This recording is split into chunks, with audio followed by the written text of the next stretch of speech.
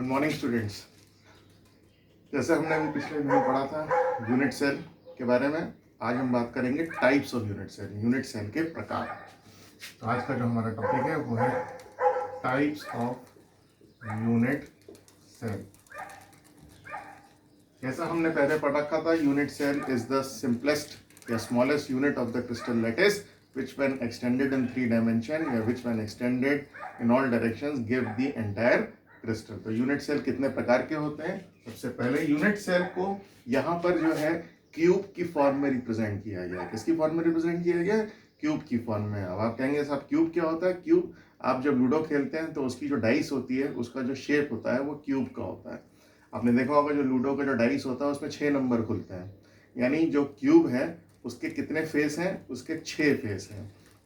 तो unit cell को यहाँ पर क्यूब की फॉर्म में दिखाया गया है। तो सबसे पहला जो यूनिट सेल है वो है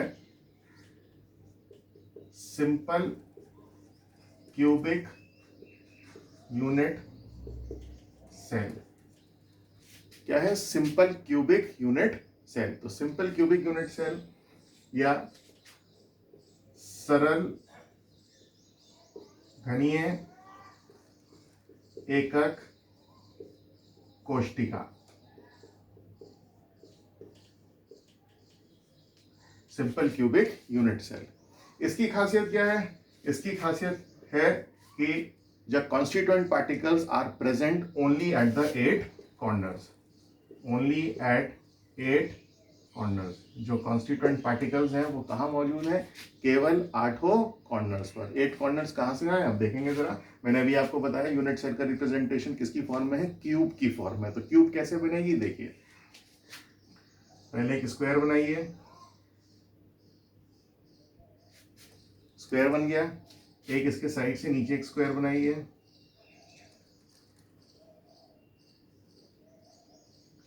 उनके कॉर्नर्स जोड़ दीजिए, ये बन गई क्यूब। और पहला यूनिट सेल है वो क्या है? Simple cubic unit cell. क्या लिखा हुआ है?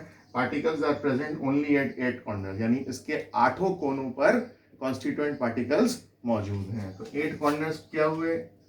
1 2 3 4 5 6 7 और 8। ये क्या है हमारा? ये है हमारा सिंपल क्यूबिक यूनिट सेल या सरल घनीय एकक कोष्टिका, जिसमें कॉन्स्टिट्यूएंट पार्टिकल्स, जैसा हमने पीछे पढ़ रखा था, कॉन्स्टिट्यूएंट पार्टिकल्स क्या है? Atoms, ions and molecules. ठीक है, तो ये है हमारा सिंपल क्यूबिक यूनिट सेल।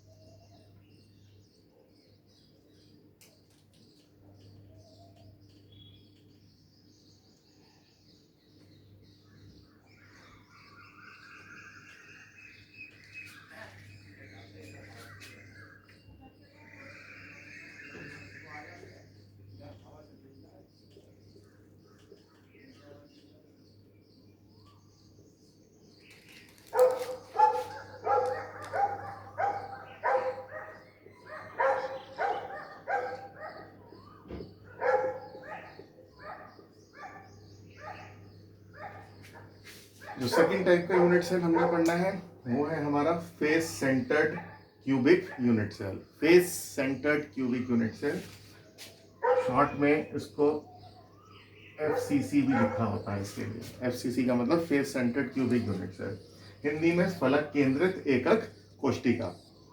इसकी खासियत क्या है इस यूनिट सेल की? इस यूनिट सेल में particles are present at the 8 corners, particles are present at the 8 corners. हमको मालूम है क्यूब में कितने कॉर्नर्स हैं? 8 कॉर्नर्स हैं। As well as the centre of each face, 8 corners as well as centre of each face. मैंने अभी आपको क्या बताया था? मैंने आपको ये बताया था कि जो क्यूबिक यूनिट सेल है वो उसका रिप्रेजेंटेशन किसकी फॉर्म में है? वो डाइस है, डाइस पासा। कितने नंबर खुलते हैं उसमें? 6 नंबर खुलते हैं। तो फेस सेंटर्ड यूनिट सेल में क्या बताया गया है? जो कॉन्स्टिट्यूएंट पार्टिकल्स हैं, सॉलिड्स हैं, तो कॉन्स्टिट्यूएंट पार्टिकल्स मौजूद होंगे उसके अंदर। तो कॉन्स्टिट्यूएंट पार्टिकल्स कहाँ हैं? 8 कोनों पर हैं। उसके अलावा हर एक फेस के सेंटर के ऊपर है। फेस तो कितने फेस हैं? 6 फेसेस हैं। तो 8 कॉर्नर्स पे तो है ही। मैंने देखिए मेरे लिए मैंने क्या किया, मैंने डायग्राम सेम बनना है तो मैंने डायग्राम तो रख रखा है, बाकी चीज़ें जो है देखो आपने मैंने चेंज कर दी हैं। तो क्या लिखा हुआ है? Particles are present at 8 corners, 8 कोनों पर, उसके अलावा हर फेस के सेंटर पर। तो 8 कॉर्नर्स पर हमारे पार्टिकल्स मौजूद हैं, उसके अलावा कितने फेस हैं? 6 फेस हैं। तो पहला, दूसरा, तीसरा, चौथा, पांचवा और छठा। अब क्योंकि अगर हम 3 डायमेंशन फिगर बनाएंगे तभी हमको वो उस तरीके का दिखाई दे सकता है। पेपर पर या बोर्ड पर जब हम बनाएंगे तो हमें इस तरीके से उसको दिखाना पड़ेगा। तो हम आपको दिख रहा होगा, एक तो मैंने जो डॉट्स लगा रखे हैं वो कहाँ पर हैं? 8 कॉर्नर्स पर हैं। उसके अलावा कितने फेस हैं? फेस कितने बताए हैं? फेस हैं 6। तो 6 फेस के सेंटर पर कॉन्स्टिट्यूएंट पार्टिकल्स मौजूद हैं, 1 2 3 4 5 एंड 6। तो ये क्या हो गया? फेस सेंटर्ड यूनिट सेल, जिसमें particles are present at the 8 corners as well as the centre of each face.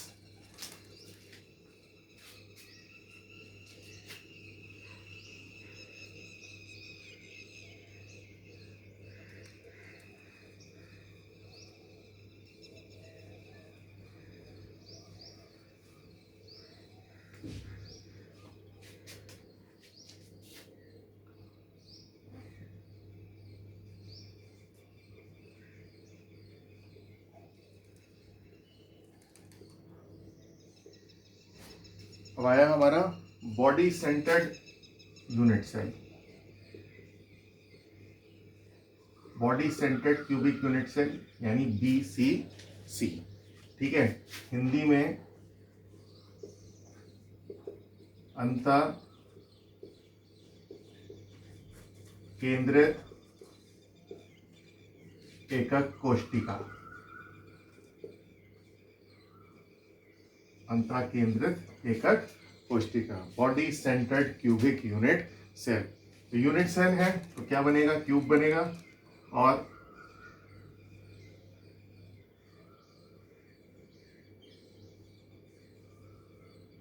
Cube बन गया।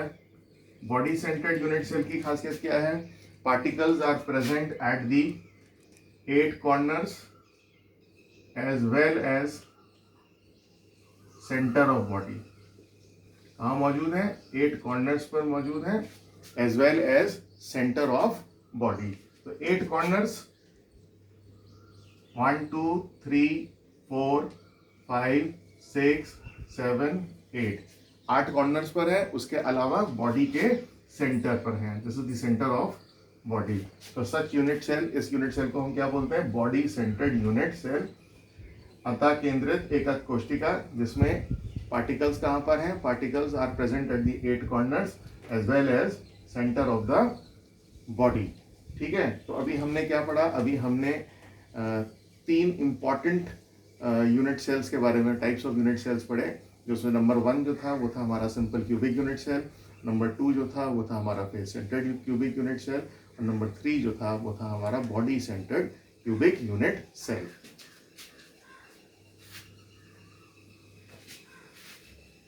अब बात करते हैं कंट्रीब्यूशन ऑफ पार्टिकल्स की।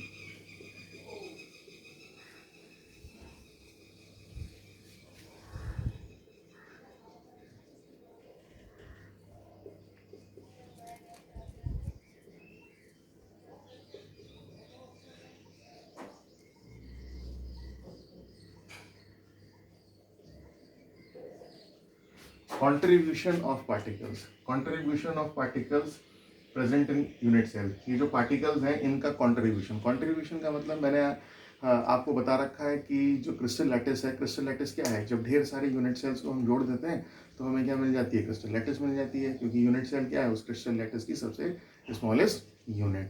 तो यहाँ पे लिखा हुआ है कॉर्नर्स पर कॉन्ट्रीब्यूशन है 1/8। कॉर्नर्स पर 1/8 कॉन्ट्रीब्यूशन का मतलब है जो पार्टिकल कॉर्नर पर मौजूद है, जब उसे जोड़ा जाएगा तब 3 डायमेंशनल फिगर में वो 8 अदर यूनिट सेल्स के कांटेक्ट में आता है। इसीलिए particle present at the corner, उसका कंट्रीब्यूशन कितना बताया गया, 1/8. What does it mean? It means that the particle present at the corner is in contact with 8 other unit sales.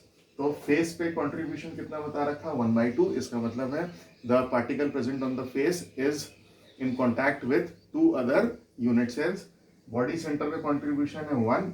It means the particle present at the body centre is